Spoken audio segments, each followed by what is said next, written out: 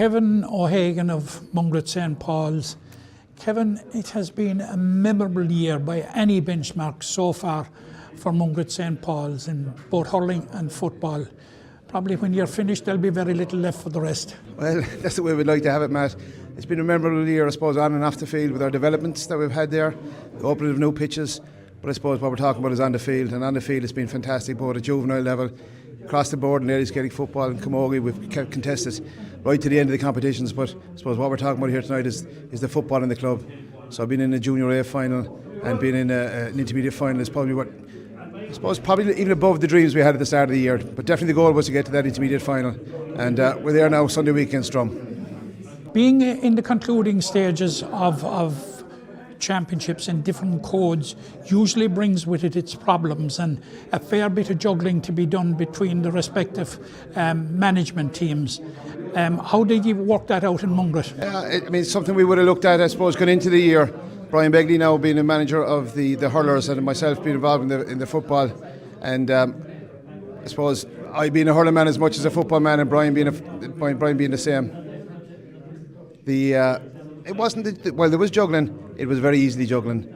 Donald Fitzgibbon, I suppose, you know Matt, you know him well, the chairman of the club. He'd be the peacemaker if there had to be one, but there didn't have to be one. We work well together. We've 6 dual players off the senior team, and we've got another 6 that would play junior A hurling, which I'm involved in the junior A hurling team. So it's kind of easy enough to juggle it, but you just have to have, I suppose, a bit of trust in players as well to be sensible. You know, when they're tired, let us know. When they can go harder, they can go harder. You know. Kevin, I suppose it's fair to say to a certain extent in recent years in the Intermediate Football Championship, Mungret St Paul's have been the nearly men, not quite getting over the line. Yeah, I mean, you're spot on there, Matt. It's the first year in a final in a long, long time. I think it's in around 20 years. We would have got to quarterfinals regularly. We would have done well in the league section regularly.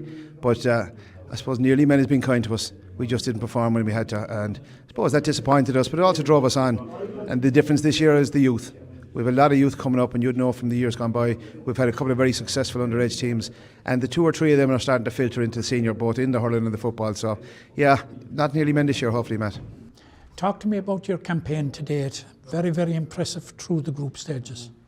Well, we had the 5 group games. Unfortunately, it was a walkover against Glynn, but we started against Drum and we finished against Drum.